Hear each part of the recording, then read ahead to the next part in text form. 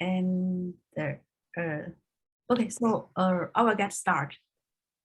So hello everyone. So good morning in the United States side, good afternoon in the Israel, and good evening in Australia.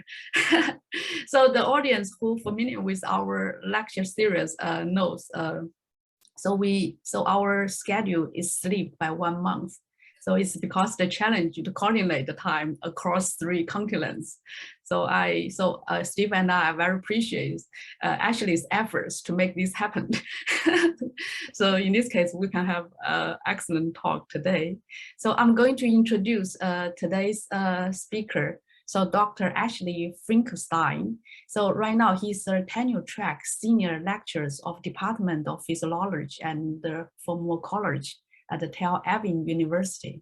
His lab focuses on how neuron interactions give rise to cognitive abilities and how brain networks change during the formation of new memories. Dr. Finkelstein's journey into brain research started during his master's degree study at the Weizmann Institute of Science, when he worked on developing immune-based therapies for stroke and other neurodegenerative disorders. For his PhD in the same institute, Dr. Finkelstein switched to study brain function under normal physiology conditions, focusing on behavior and the neuron mechanism of navigation in bats. During his postdoc training at the Geneva Research Campus, he studied the brain circuits involved in working memory and decision-making, and developed novel optical methods for manipulation of neuron activity in the brain. Dr. Ashley Frankenstein is the recipient of several awards, including Wolf Foundation Award, Cologne Foundation Fellowship, the John F. Kennedy Prize, Fans Cabinet Network of Excellent PhD Thesis Prize, Young Investigator Award, and the Carappico Prize from the International Society of Neuroethology, EMBO Long-Term Fellowship, and the Rothschild Fellowship for Postdoc Research, and is an Israeli Foundation Early Career Faculty Fellow. So that's a lot. That's excellent job. Yeah. So actually, with that, so would you like to take it over? Yeah. Thank you very much, Chen, for this introduction, and to you and Steve for organizing this very nice lecture series, and thanks for joining at such late / early hour. So let me share my screen.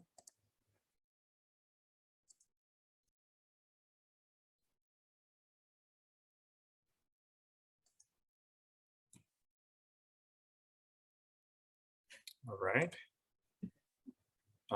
Can you see my screen and the pointer? Yes, we can see. All right, great. So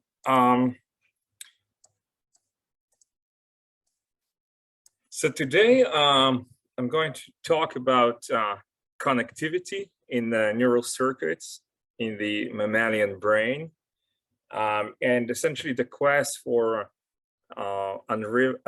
defining the connectivity in the brain. What are the challenges, what is known, and some progress that we are making in this direction. So I'm a neuroscientist at Tel Aviv University. I finished my postdoc with Karl Sloboda at Geneva recently, where I was developing some of these optical methods for mapping connectivity in the brain that I will describe today. And I'm broadly interested in how neural circuits give rise to cognition. And in the recent years, the field of neuroscience is going through a major technological revolution, which allows, for the first time, not only to read information from the brain from many neurons at the same time, but also manipulate the activity of neural circuits at single neuron resolution, essentially to write information into the brain. And this combined approach really opens many doors in understanding some of the mechanistic principles of brain operations. So just a few words about connectivity and how it relates to cognitive phenomena. So if we look at a single neuron shown here, these are from the drawings of Ramon y Cajal, one of the pioneers of neuroanatomy.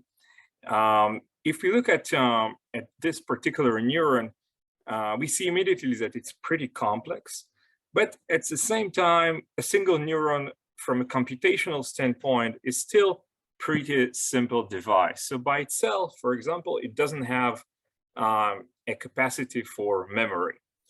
But once you connect neurons together into a network, suddenly all kind of cognitive phenomena emerge, such as our memories, emotions, actions, decisions, etc. So what are the principles of connectivity in the brain that give rise to this phenomena? So what is the physical embodiment of cognitive processes?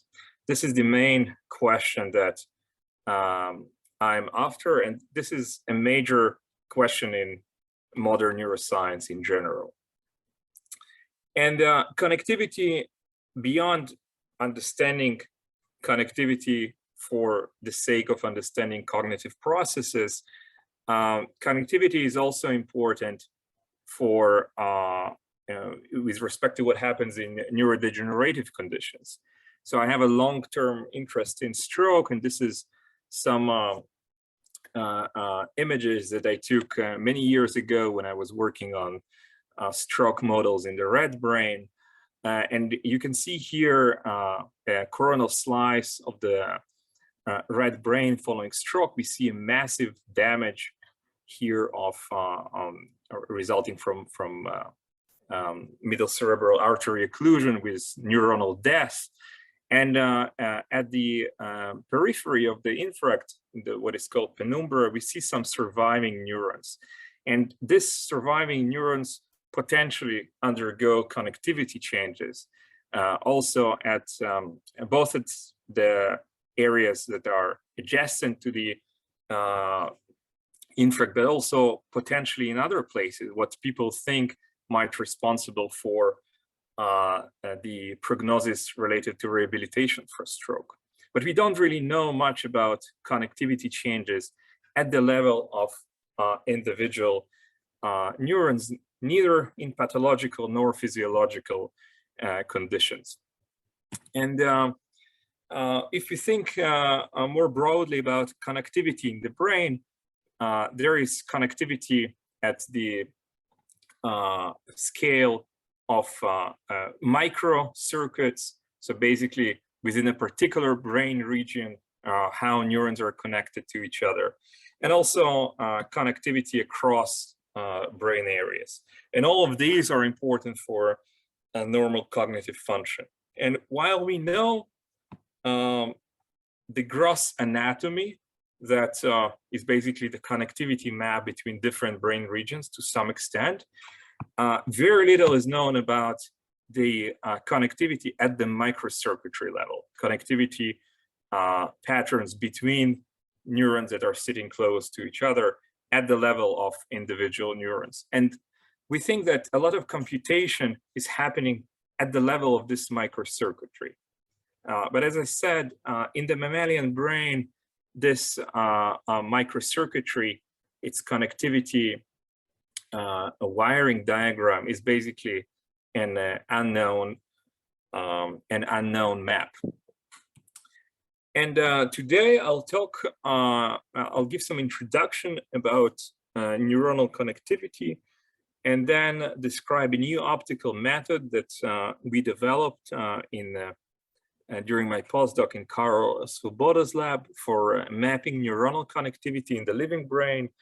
and show a roadmap for linking neuronal connectivity to functional properties, focusing on the frontal cortex in an attempt to link neuronal connectivity with essentially some cognitive functions of the brain. So in terms of networks, the brain is, of course, a type of network, perhaps one of the most paradigmatic networks. And but as I mentioned, at the level of connections between individual neurons, we don't know much about the structure of the network. So first, few words about what kind of networks they are from a network science perspective. So one can categorize networks essentially as type of regular network, as the network shown on the left, in which there is some very rigid structure. For example, in this case, each pair of elements or nodes in the network are connected to each other. And in that type of regular network, in order to move from one node to another across the network, one needs to pass through many nodes to get, let's say, from here to here. On the other extreme, there is the random network, in which the connectivity is random. And somewhere in between, you might have what is called small world networks that many of us are familiar from the famous 6 degrees of separation example, in which there are some nodes which have more connections than others. This type of nodes are called hubs. And this essentially allows, although on average, a given node is not connected to other nodes, but it's connected to a neighbor that is connected to a neighbor of other nodes. So this small world structure allows for efficient spread of information if you're talking about networks related to information transfer. And a particular type of network is what is called a scale-free network, in which the hubs, there are hubs that have an extreme number of connections, and the more, the larger the network grows, the more connected are the hubs. So this is something that we know in general, but as I mentioned, until recently, it wasn't really known what kind of networks correspond to what is seen in the brain at the level of the microcircuits. So one of the first studies to address this came from the group of Mitya Shklovsky, who was also at Janelia. And they asked the question, how different is local cortical circuitry from a random network? So they focused on the visual cortex, layer 4 of a rat, and they did patch clamp recordings from 4 adjacent cells shown here, neuron 1, 2, 3, and 4, from slices from visual cortex. And essentially, they stimulated a particular neuron and looked for responses in the other remaining neurons. And if they would see a response, that would indicate a synaptic connection, and they can measure the size of the evoked responses. So for example, they found that for a small group of cells, each time they probed 4 cells, they see here in this example that neuron number 1 is connected to neuron number 3, and neuron number 3 is also connected to neuron number 1. So these two neurons form a reciprocal connection, whereas they are not connected to neuron number 2 and 4, which are also not connected to each other. And if one would quantify that, one would see that the probability of connection is higher for such bidirectional connection. So if there is a connection, it's likely that there would be a connection back. And one can compare this connectivity patterns relative to a random network in which there is some average number of connections, but they are distributed in a random pattern. And compare it to a random network, they found that some motifs in connectivity are more prevalent. In this case, they examined the following motifs shown here are more prevalent compared to a random network. So the conclusion of this study is that bidirectional connections are more prominent. There are some motifs in the cortex that exist, and they are more abundant compared to a random network. And so the overall conclusion that local cortical circuitry is not random. But this method essentially, although it allows to identify such properties, is pretty laborious. So it requires slicing the brain, recording groups of cells. And so the scale that of mappings that one can do is pretty limited. And overall, you can, in this case, the mapping was restricted to a few thousand of pairs.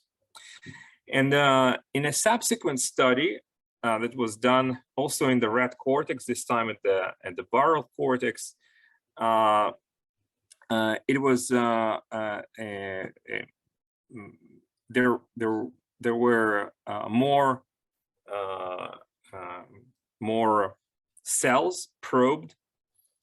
So essentially, in this case, they probed connectivity from 12 cells. That's from Henry Markram's group, and which allow to essentially have a more elaborated wiring diagram for this group of neurons, also in layer 5 of the barrel cortex. So here is how this experiment looks like. So again, you stimulate one cell, and you see responses in the other cells recorded. So you can see that once you stimulate the first cell here, you see responses in this cell. Once you stimulate this cell, you see responses in these cells, etc. So one can make a connectivity diagram shown here, and some properties that were found for this in this experiment is several things. So first, there is a distance-dependent connectivity profile. So the further away are the neurons, the less probable are connections between them. And here they distinguish between the overall connectivity versus non-reciprocal connectivity. So meaning that this cell sends a connection to this neuron, but doesn't receive a connection back, versus reciprocal connectivity. This motif that was shown to be more prevalent in cortical circuits than in random. In all of these cases, they see that neurons are more connected to their immediate neighbors, but some connectivity persists even for about 300 microns. And then another finding that they show that the connectivity is more likely if neurons have a common neighbor. So if these two neurons have a common neighbor that they're connected to, the probability of them being connected increase. And that increase shown in red for pairs of neurons without common neighbor versus pairs of neurons with common neighbor shown in blue is true. It holds for different intersomatic distances, meaning different distances between neurons. So in other words, for pairs of neurons that have a common neighbor, that are connected to a common neighbor, they are likely to form connection. Moreover, as neurons become interconnected, the connection strength measured as the amplitude of the evoked postsynaptic responses, here the PSP, the more the neurons are connected, so here we see different neurons, the more connections they are, the more, the stronger are the evoked responses, meaning connection strength. So in the overall conclusion of this study was that neurons tend to cluster into groups with more, and the more connected they are, the more stronger are the connection patterns within the group. So, and they also looked for the existence of hubs, meaning neurons with an exceptional number of connections per cell.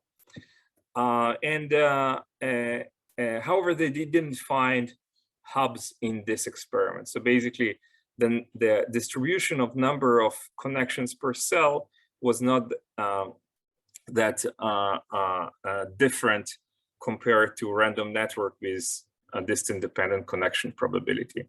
So although there was this clustering of neurons into groups, overall there were no exceptionally connected neurons.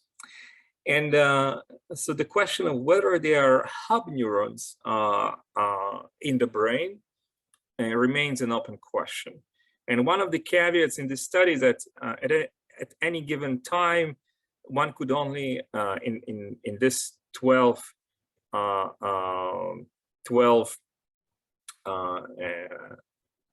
in examining groups of 12 cells, one could only look at the most at 12 connections per cell. So perhaps there would be some over-connected cells, but they couldn't be just revealed in these methods. In any case, these methods that involve slicing the brain can tell something about the network structure, but don't tell anything about the functional properties of these neurons. In other words, what are these neurons encoding? So at around the same year, the lab of Tom Mercich-Flugel did the following experiments in which they linked the connectivity structure to functional properties of neurons. So basically in these experiments, first, there is a experiment in vivo in which mice are shown some visual stimuli, in this case, drifting gratings of different orientations.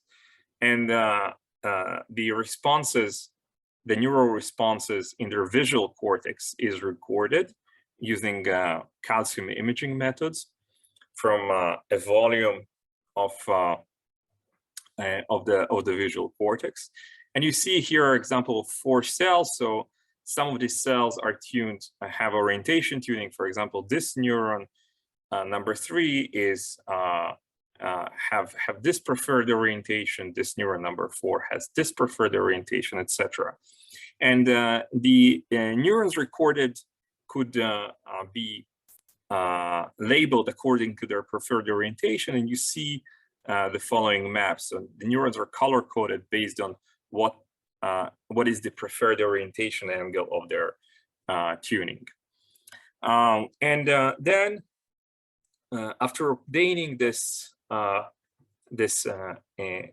activity recordings, one can extract the brain, get a slice of the brain in vitro, and align the in vivo stack with the in vitro stack. You can see the correspondence between neurons in vivo and neurons in vitro, and now use the same approach as we saw before, meaning patching the cells, recording the responses of cells to stimulation, but now with the information about what the cells are encoding.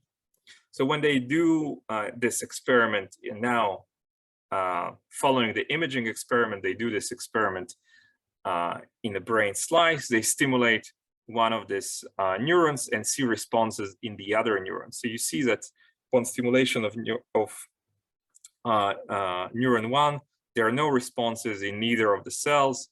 Upon stimulation of neuron 2, there are also no responses. So neuron 1 and neuron 2 are not connected to any of these neighbors. But neuron number 3 evokes responses in neuron 2. So there is some connection between neuron 3 and neuron 2. And one can now ask whether this connection depends on whether those neurons have the same preferred orientation in terms of their response to visual stimuli. And it turns out that the answer is yes. The more similar is the preferred orientation, so the difference in the preferred angle is 0. Here, the higher is the connection probability, and as the orientation gets more and more distinct, meaning neurons encode have different functional properties, the likelihood for a connection decreases. So one can summarize this finding as neurons with similar preferred orientation have greater tendency to connect to each other. And this is an important finding because it says something about a link between the connectivity profile and the functional properties of neurons. And one can relate it to models of the visual system and other system about how this type of like-to-like connectivity give rise to several functional properties. One of them can be related to more robust representation of the stimuli. If you think that neurons that are connected and they encode the same property, this can lead to amplification of the signal and more robust representation of the signal, in this case, the visual information. And from a more recent literature, people also attempt to combine EM, electron microscopy, reconstruction of connectivity with functional imaging. So similar to the previous study, there is an imaging of the brain while the animal experiences something, in this case, a movement in virtual reality through a maze. This is from Chris Harvey's group in collaboration with Lee's lab at Harvard. And one can characterize the response of neurons in the parietal cortex during this experiment. Some neurons prefer left turns, some neurons prefer right turns, and then reconstruct the connectivity matrix by taking the brain out and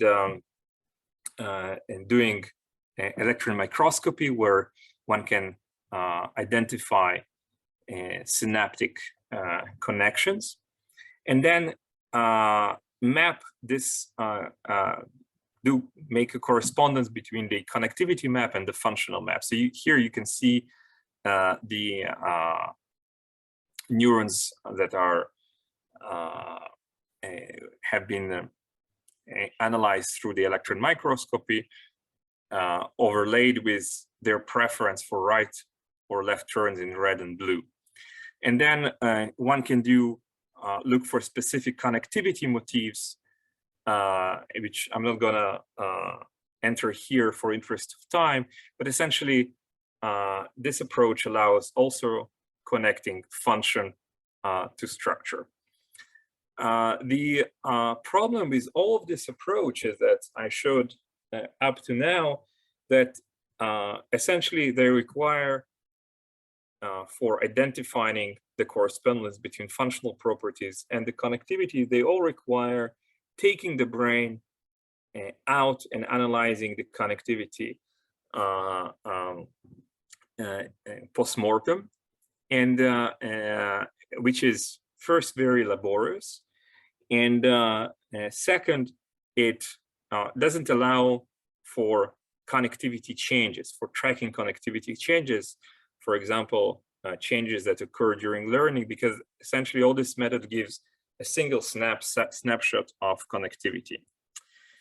And with that said, the methods such as the methods shown here using electron microscopy can give a very fine structural information at the level of individual synapses, referred to as structural connectivity. And recently, a team of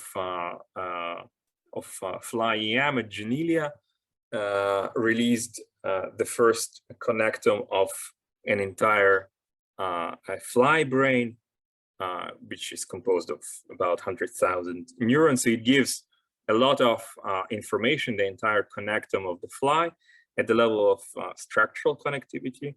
But we don't know the relationship to functional properties of the neurons. For some neurons, it is known. For some, it requires a detailed detailed subsequent investigation. But while for the fly brain, to a large extent, the connectivity is likely conserved between different flies. For the mammalian brain, the different wiring diagrams at the level of individual neurons would be very different for different individual animals, and therefore the same approach would not allow to account for individual differences. And so what I'm going to focus today is on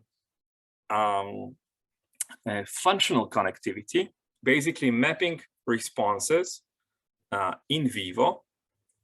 And by functional connectivity, I refer to responses which have to do with information flow in neural circuits, in which we would map whether activation of neuron A leads to an activation of neuron B. So if we stimulate neuron A and we see response in neuron B, we would say that there is an effective connection between these two neurons. And for the sake of this talk, by connection, I would also refer to indirect connection. So neuron A can be connected to neuron B through neuron C. And this connection can, in principle, be modulated by another neuron D, which would either turn or off this connection depending on different behavioral contexts. So essentially measuring connectivity in vivo is very important for addressing this. There could be a connection, but whether it's be actually active in a given brain state or behavioral context, it's something that one can't predict, even if one would have the complete wiring diagram. So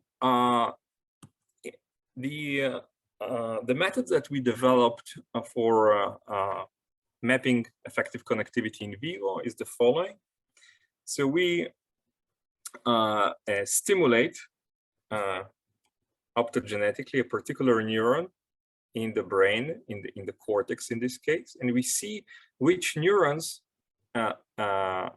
light up in response to it. We do calcium imaging in the remaining population of neurons. So if we stimulate these neurons, this particular neuron, and these neurons turn on, we would say that this neuron is effectively connected to these neurons. And again, by effective connection, I mean that neuron A leads to a causal activation of neuron B, potentially through either directly or indirectly.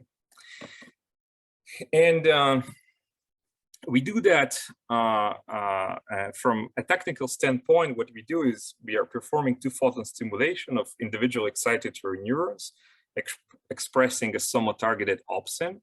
And at the same time, we are also imaging the neural activity in all the other excitatory neurons in the field of view using activity indicator GCAMP6, which allows to detect evoked responses in non-stimulated neurons.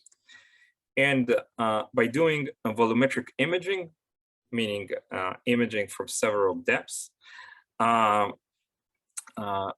neurons located at different depths compared to each other, and randomizing the stimulation patterns, we can map effective connections between about 500,000 of pairs of neurons in only about 30 minutes in vivo.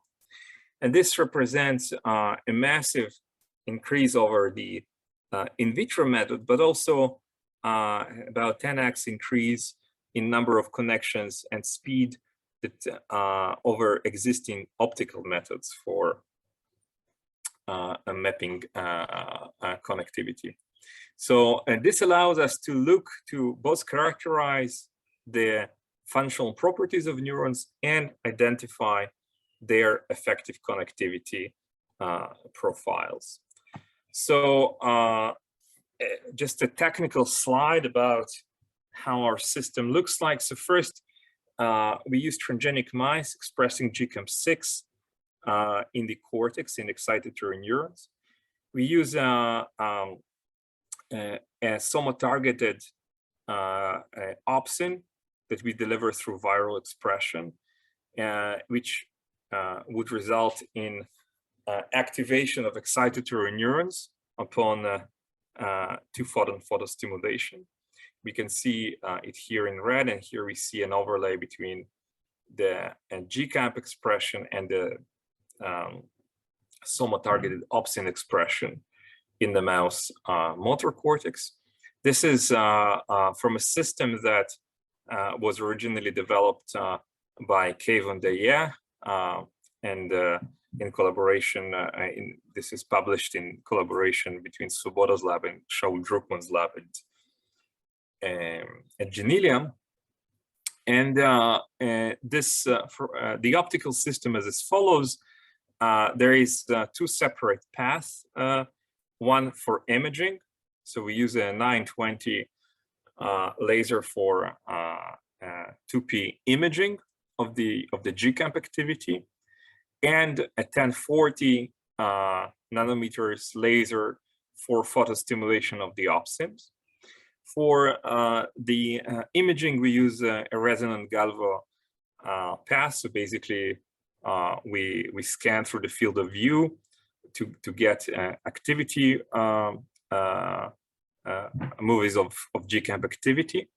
And we use an electric tunable lens for volumetric imaging. So we change the focus of our imaging path to obtain a volume of the cortical tissue. We use 4 different planes spanning about 150 microns apart.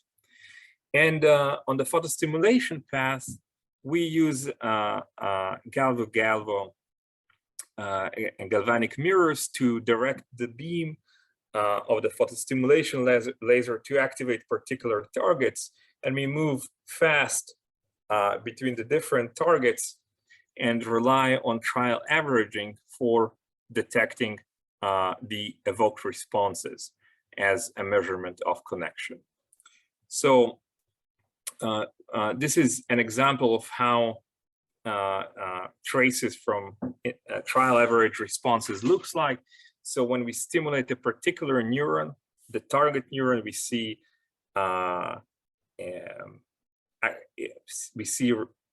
its activation characterized by increase in its fluorescence following the photostimulation. But we also see responses in neurons located further away.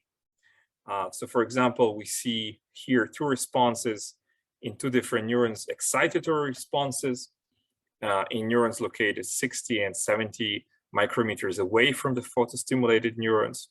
And such responses we would deem as connections. So this neuron is effectively connected to this neurons. But we also see in some cases inhibitory responses. So here we see an inhibitory response in a neuron located 165 microns away. And the GCAMP is expressed only, our indicator, activity indicator, is expressed only in excitatory neurons. And we also only stimulate excitatory neurons. So the fact that we see inhibitory responses in some excitatory neurons following activation of another excitatory neurons means that this inhibition is mediated by, it's indirect, but mediated polysynaptically through an inhibitory neuron. And we can use control experiments to show that this photostimulation is not caused by merely activation of these neurons directly by the photostimulation beam.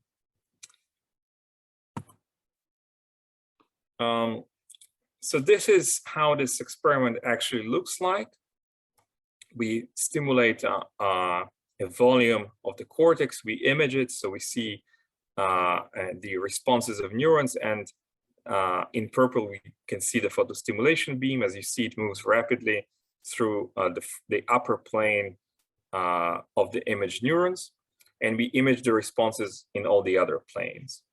And based on that, we can reconstruct, based on these responses, a wiring diagram of effective connectivity in vivo. And our goal is essentially compare this,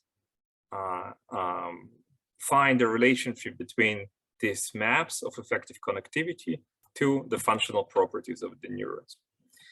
Now, some general remark that understanding the principles of neuronal connectivity, how connectivity relates to function, is essentially a bidirectional process. So one can think that neurons are wired in a certain way so that the circuit, the brain circuit, would perform a specific function that is defined by evolution. So neuronal connectivity leads to specific function. But the function of the neurons, meaning their responses, their activity patterns, would also are expected to affect the neuronal connectivity through brain plasticity mechanisms.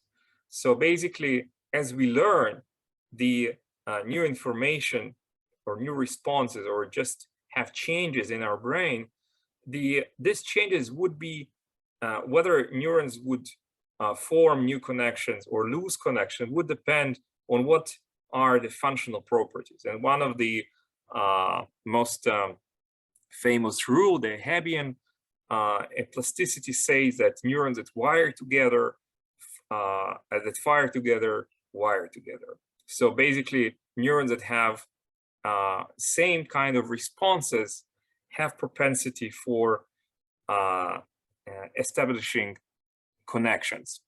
So we wanted to look at the brain and establish this relationship between connectivity and function, specifically in the motor cortex or frontal cortex, that parts of the brain that are involved with voluntary movements and goal-directed behavior, in a paradigm in which we would, on the one hand, be able to assess the function of the neurons without inducing learning. And in many behaviors, in many classical studies of the motor cortex, in order to assess the functional properties of neurons, the animals are trained extensively to perform a very repetitive task. So for example, directional tuning to arm reaching in monkeys is done by repeating the same trials for thousands of trials in which the animal would move a manipulator with its arm, and then people see directionally tuned neurons that fire when the arm is moved to a particular location. So one can expect that this repeated trials would alter the connectivity in the brain. And we wanted to have a paradigm in which which would not require any explicit training. So we came up with this simple behavior, and basically, because movement is a hallmark of behavior, we focused on measuring effective connectivity in the motor cortex in the context of action selection.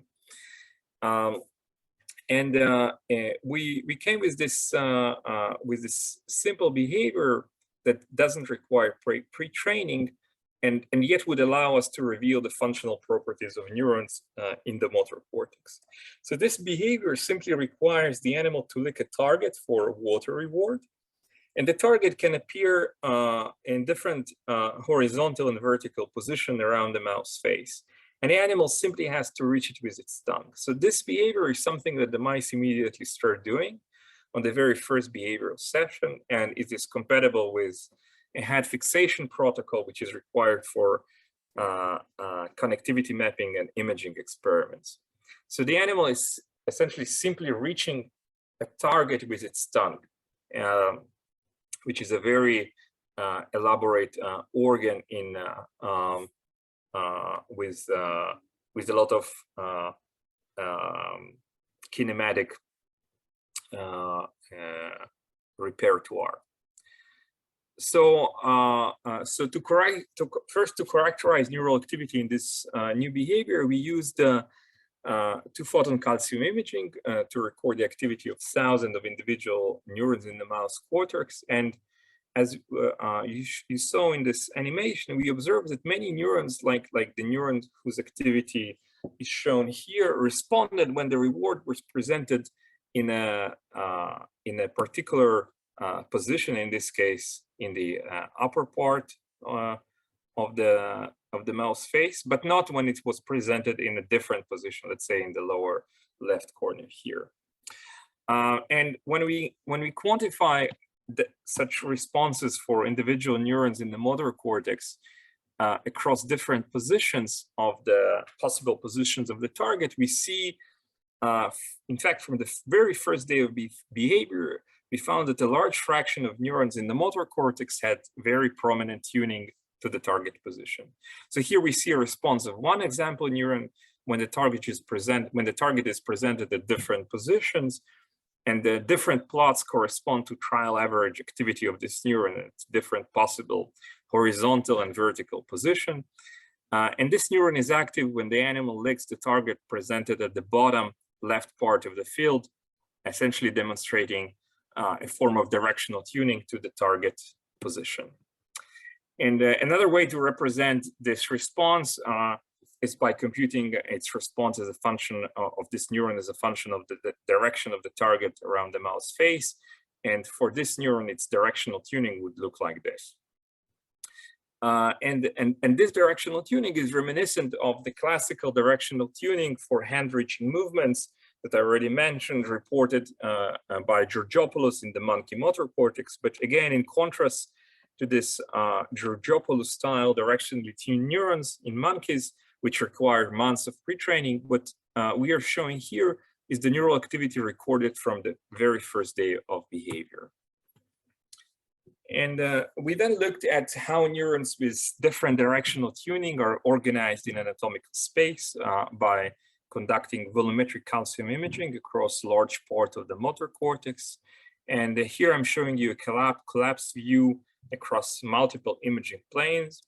we found that individual neurons with directional tuning are represented as colored dots, and here are represented as colored dots, and the colors indicate the preferred direction of each neuron, and neurons without directional tuning are shown in gray. And what we found that across large anatomical distances, there is no apparent structure in the way in which directionally tuned neurons are organized in the motor cortex. But if we look closely, we do see some anatomical clustering of neurons with similar tuning properties. So we can see a cluster of blue neurons here, green neurons here, etc. So indeed, when we quantified it, we found that neurons that were close to each other tended to have similar directional tuning. And such similarity in tuning properties can arise from local interactions between neurons, as suggested by the studies that I showed you earlier for the visual cortex, where their directional tuning of neurons was assessed with respect to visual stimuli. Here we are talking about directional tuning in terms of motor responses. And now we can combine these experiments with effective connectivity maps as we do in vivo to study this relationship. So first we measured whether neurons with similar directional properties are preferentially connected. So we indeed found a like-to-like connectivity among directionally tuned neurons in the motor cortex. Neurons with similar tuning tended to excite each other, and neurons with opposite tuning tended to inhibit each other. So another way to just graphically represent it is that if we color code the neurons according to their directional preference, we see that they are intermingled. Let's say we focus on only two directions, purple and orange here. Neurons with the same preferred direction tend to excite each other, and neurons with a different preferred direction also tend to excite each other, and the two groups tend to inhibit each other. So in other words, there is some kind of competition mechanism between groups of different neurons, depending on their preferred orientation, preferred direction. This competition mechanism can be a substrate for action selection, but also for short-term memory, because that kind of mechanism allows for representing information in memory through positive loops about, for example, which direction is the target, where the target is located. For example, when I'm sitting and reaching for a cup of coffee around, even if I would close my eyes, I would still remember where the cup is. So that kind of circuit architecture can allow for such computation. Now, if we look at the connectivity profile between neurons as a function of anatomical distance, we already know from the slice work in the rat cortex that neurons tend to be connected. The more close they are, the more connected they tend to be.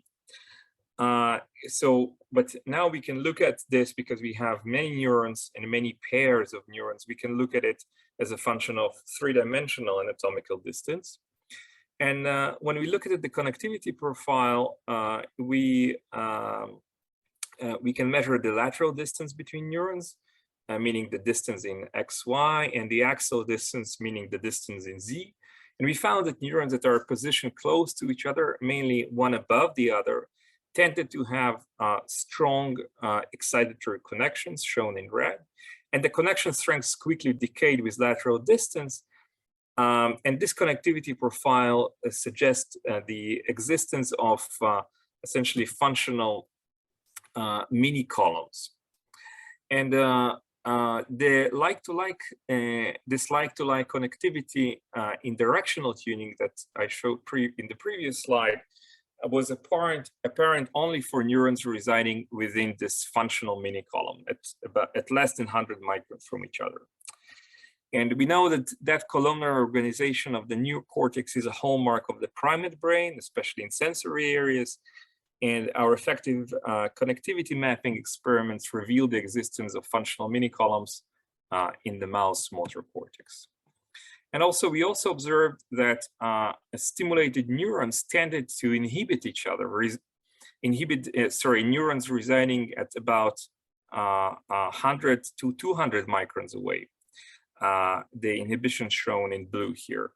And overall, the excitation inhibition profile resembles the Mexican health, although the inhibitory responses that we can detect with these methods are very tiny, because as I mentioned in the beginning, the inhibitory responses in this method have to be polysynaptic. So they tend to be very weak.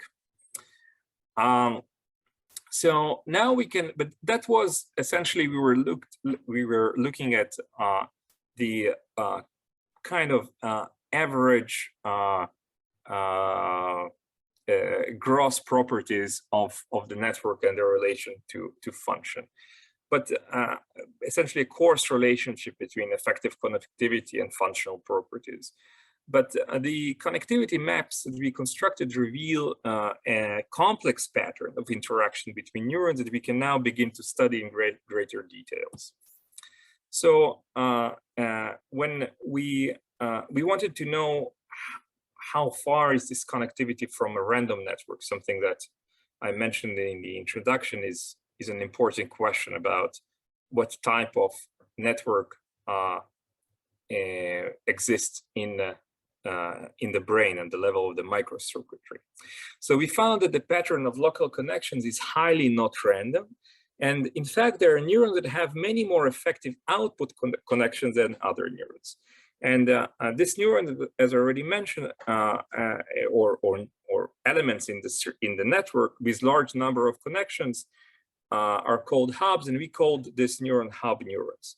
And I should emphasize that hub neurons seems to be part of a continuum rather than a discrete population. So basically, there are neurons that have many more effective output connections than others. And network hubs were shown to be important in many biological and artificial networks. But despite the brain being one of the most studied biological networks, we actually don't know if there are neurons. We didn't know whether there are neurons that function as hubs in the living brain from previous studies. So why network hubs are important? So I already mentioned that they can shorten distances. So here is a graphical example of that. So if the connection between US airports would be assigned at random, it would take, let's say, 5 or more connecting flights to travel coast to coast. But once hubs are introduced, as actually happens in real life, like the Chicago airport here, that dramatically shortens the number of connection flights needed for traveling to any destinations.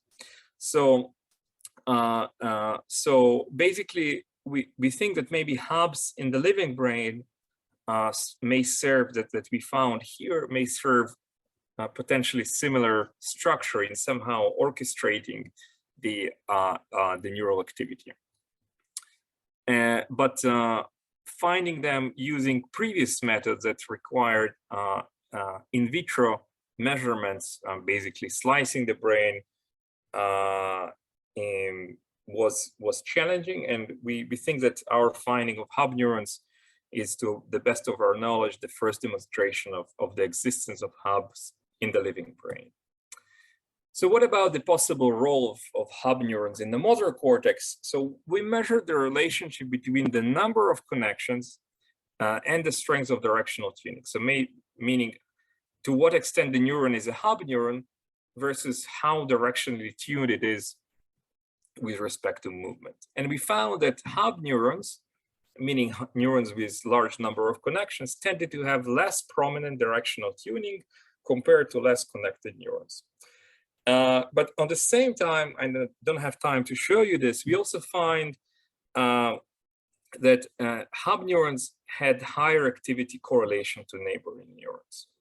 So, so we think that they might be orchestrating while being less tuned to movement, they might be orchestrating the timing of the responses. So to sum up, what I showed you is a new method for mapping effective connectivity. We've found using a new, we combined this method with a new behavioral paradigm that revealed directional tuning to reward position in the motor cortex of naive untrained mice.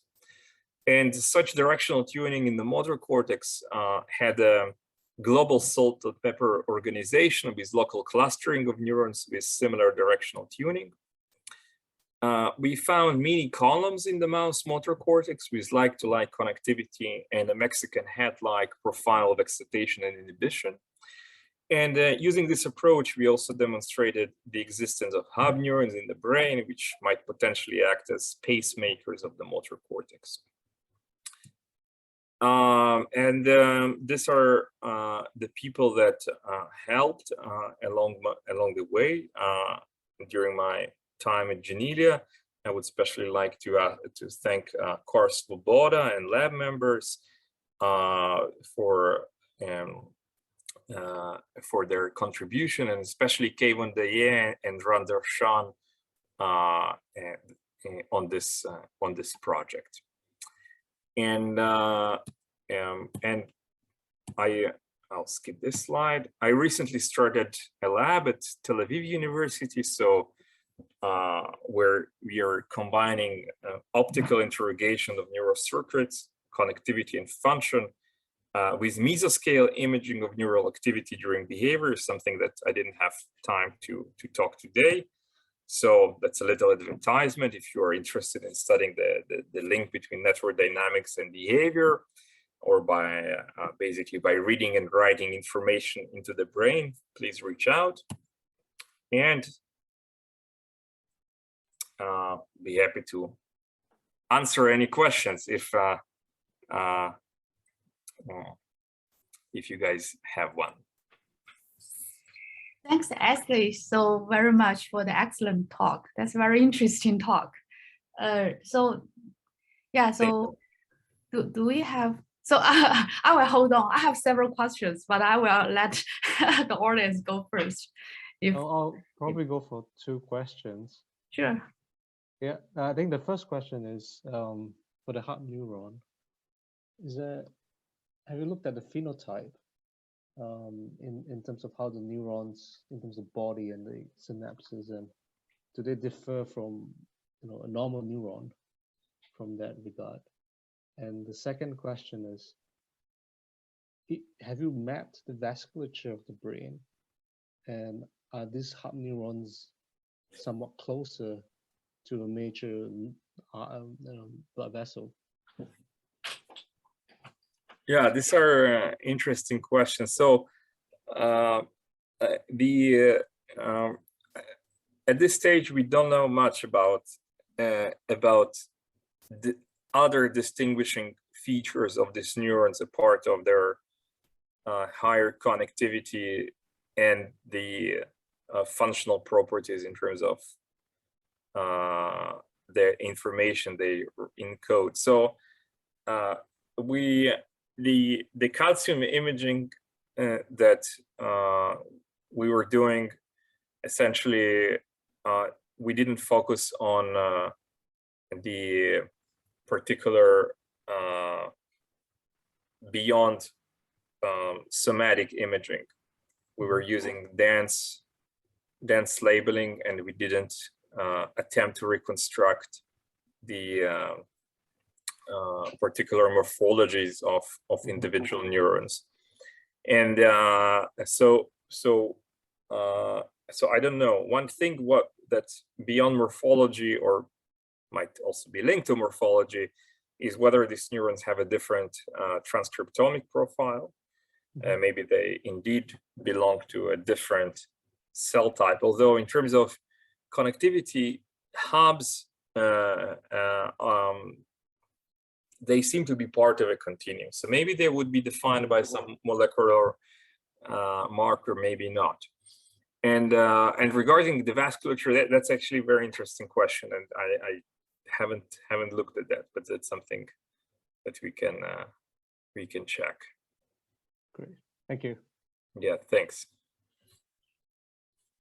So actually, so sorry, I want to follow up Steve's question. So like as for the concept of HARP, so you talk about excitatory and inhibitory neuron, and you also see the connection. I mean, you find out the connection between excitatory. So does that mean so like excitatory neuron, they are a HARP or a cluster of excitatory, a hub, or like the inhibitory is another hub? So in this study, we essentially we looked at connectivity only between excitatory to excitatory cells. So we express the opsin for photostimulation in excitatory cells, and we also look at calcium imaging, calcium responses to photostimulation in excitatory cells. So typically we see, if we see a connection, that would be excitatory to excitatory in a way that this excitatory neuron excites this neuron. But in some cases, we see that this excitatory neuron inhibits another excitatory neuron. Since this neuron is excitatory, it can't inhibit this neuron directly. It means that this neuron activates, let's say, an intermediate inhibitory neuron that in turn inhibits the inhibited excitatory neuron down the road. So we typically look at we typically see excitatory interaction, but between excitatory neurons, but also inhibitory interactions, again indirect. Now, how the excitatory to inhibitory neurons connectivity pattern look like, that's a very important question. And what are the connectivity patterns of inhibitory neurons? We don't know that, but this method essentially allows to do that, but that would require expressing the calcium indicators and the optogenetic actuator, the opsin, in different populations of neurons, let's say excitatory or inhibitory neurons. That we can do in subsequent studies. So at this point, we only characterized the excitatory, the connectivity patterns, effective connectivity patterns within excitatory neuron population. That's cool. I've got a question. This might be a naive question, but I was wondering so you mentioned that the connective profile exists such that the excitatory neurons tend to occur in clusters. What's the purpose of that? Is that for redundancy, or is it as a reinforcement of the signal? And also I was wondering, as a second question, if you co-excite 2 different or 3 different neurons in a cluster together, is there any thoughts or studies that they might change the excitation pathways down further down? Yeah, so these are actually very interesting question that I would like to focus more on this type of relationship between the connectivity and the dynamics and the downstream effects on the network and on the behavior. So the clustering of neurons in terms of their connectivity. So essentially, whether it's for amplification, for robustness, this could be for both. And the theories of short-term memory that we probed with this and other methods in Carl Svoboda's lab was essentially revealing such connectivity interactions that can contribute to short-term memory. through robustness. So basically, if you connect neurons together, once the information reaches one of the neurons, let's say a stimulus that one needs to now remember in the memory, an individual neuron, if it would only kind of be operating standalone, once you activate it, a few milliseconds later, the signal would decay.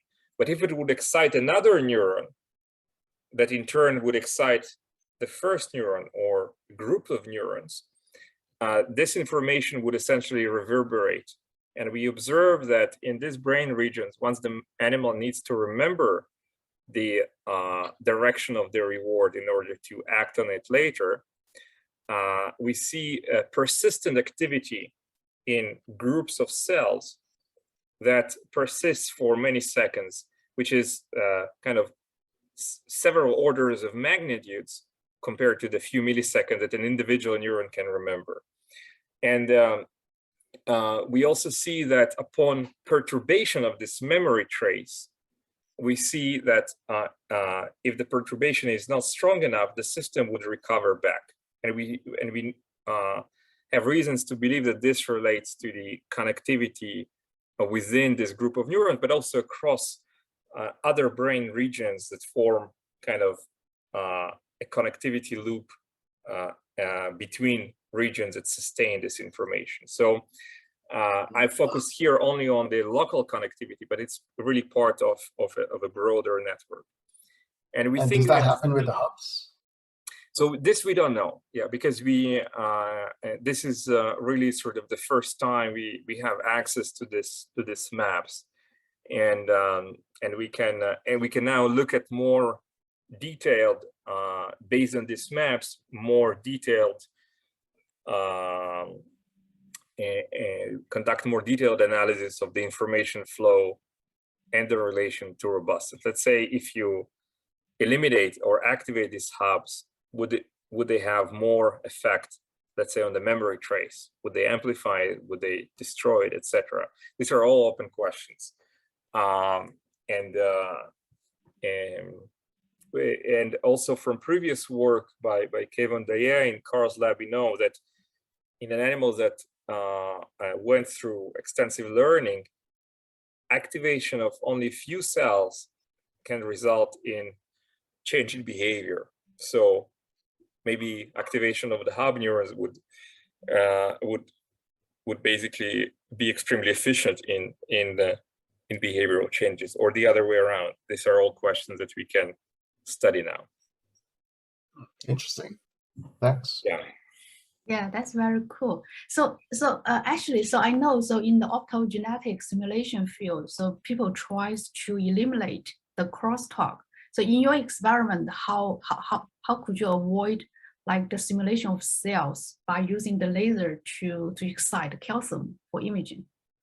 Yeah, so first we use a somewhat targeted opsin for photostimulation, and which restricts to a large extent the area of the neuron that is subjected to activation by photostimulation to the soma. It's not perfect though, and so in this method we can control by which extent we might stimulate nearby neurons by the density of the opsin expression, but also have control sites to estimate what is the degree of crosstalk, meaning stimulate sites that there are other neurons around it with the opsin or without the opsin, and see by how much we have the stimulation. And in our experiments, we can compare the responses of the actual target and this control sites to estimate the degree of the crosstalk. Essentially, we can use this information about the degree of the crosstalk to compare our results. And in a way, one can think of it from a kind of a perturbation approach. We perturb the activity around the cortex and see its effect effect of perturbation of different parts of the cortex on the rest of the network, and we can estimate by how much this perturbation, how much of it is direct effect, how much of it is a crosstalk, and essentially account for that in our reconstruction of the connectivity. You see, so in your experiment, so generally, how strong or what's the laser power you use to simulate the neurons? So we are using between 100 and 150 milliwatts for the 2P photostimulation, and we also record spiking activity in a different set of experiments to estimate how much evoked responses are we getting, and by playing with the strength of the photostimulation, and as I mentioned, the density of the viral expression, we can essentially get into a regime in which we have relatively small crosstalk and at the same time enough excitation to drive the neurons. I see. So actually, you will attune the laser power based on maybe the expression concentration of the virus in the neurons, or like the crosstalk.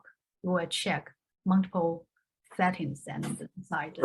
Right. So we want to be in a kind of sweet point in that sense.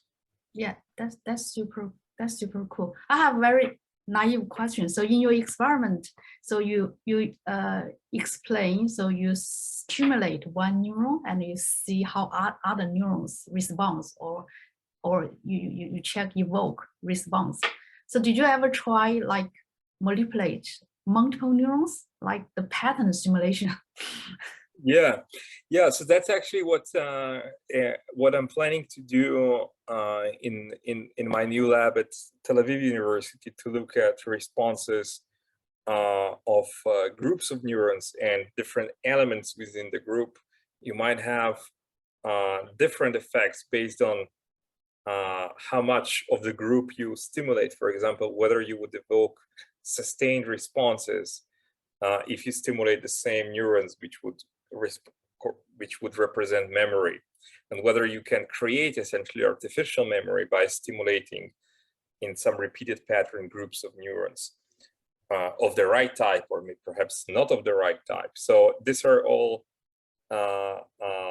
these are part of the questions that I think we can start asking with these approaches, which are really sort of really new approaches, and hence essentially uncharted territory.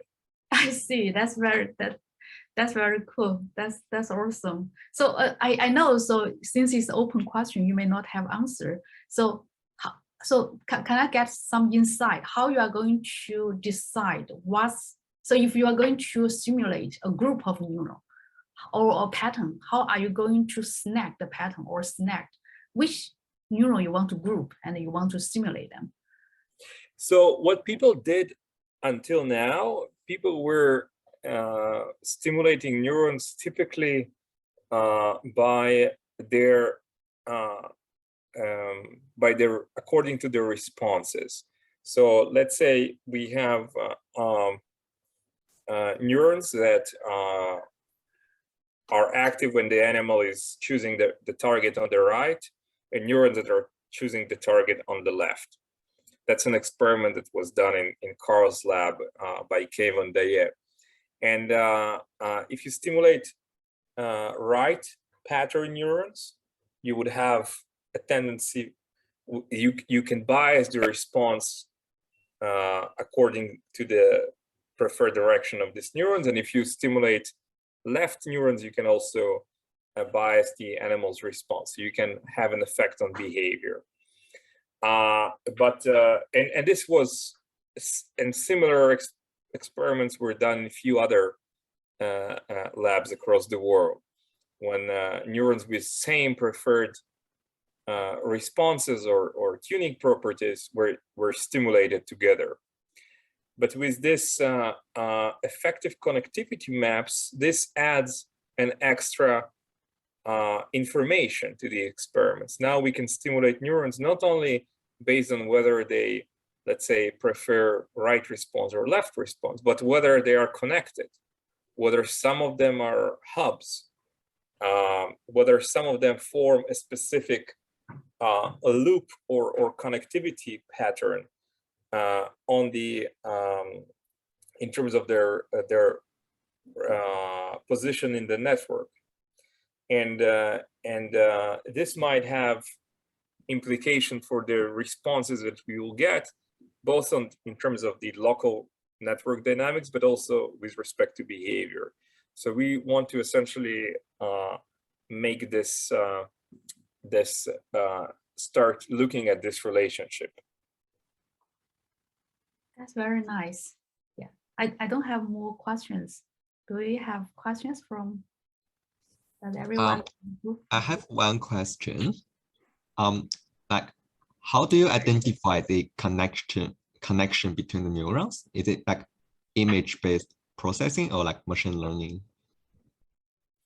So we identify the connections based on the response statistics. So we repeat the photostimulation pattern, and we repeat the stimulation of a given neuron. We see responses of the rest of the neurons in the population, and we can essentially assess whether this response is significant based on trial repetition compared to just stimulation of a different neuron or of a control target. So the answer is that we get the response is defined statistically. But the data is from the image captured. Right. Okay. Yeah. Thanks. Well, maybe I'll just clarify. So we have fluorescent traces from each and every neuron that we image, and this traces correspond to activity, the spiking activity that is transformed into that we read out through calcium imaging. And if we stimulate a neuron, or if the neuron is responding to stimulation, the evoked response during the stimulation shortly after increases. So we can detect these changes optically in the responses of the neurons. And we can through trial-based averaging, identify, when we do the trial averaging locked on the stimulation of the particular target neuron, whether it leads to a reliable increase in fluorescence in some other neurons. And this would be, and such a reliable increase, we would define as connection. Yeah, thank you. You're welcome. So sorry, Ashley, I said I didn't have question, but I inspired by this question. Yeah. So in one of your slides, so the relationship between the connectivity and the functional, I think it's functional properties. In that slide, you show an example when you simulate neuron 2 and you didn't get a response, or maybe it's not from your experiment. You show us that The introduction, yes. Yes. So you stimulate neuron 2, but we didn't see the response from neuron 3. But if we did reverse, if we do the reverse, we will see the response. So does Yes. that conflict with how you define the connectivity? So we can, so a connection can go either unidirectionally. So neuron A talks to neuron B. Neuron A activates neuron B. And then neuron B can activate neuron A or not. So I'm defining connection whether neuron A talks to neuron B. Whether there is a reciprocal connection, that depends. So in the previous literature that I reviewed in the introduction, it was shown that neurons with tended to be connected bidirectionally. So if A is connected to B, it is likely that B is connected to A. In my experiments, in the way we are doing the experiments, we are mostly testing whether A is connected to B. We don't always have the reciprocal. We don't always have a way to measure whether B is connected to A. The reason is that we are doing volumetric imaging, so we only stimulate neurons in the top plane, and we see responses both in the top plane, but also in the deeper plane. But we don't stimulate the deeper plane. So we see that A is connected to B, but we don't stimulate the B neurons to look back. If we only restrict and look at the connection probability within the those neurons that we both stimulate and activate, then yes, we do see a correlation between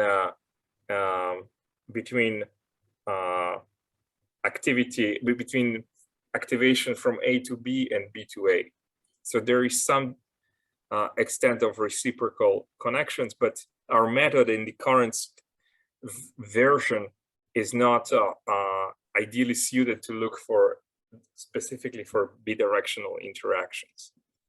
I see. So that means, so the neuroscience field still has a lot of questions to answer. I have a lot of to do.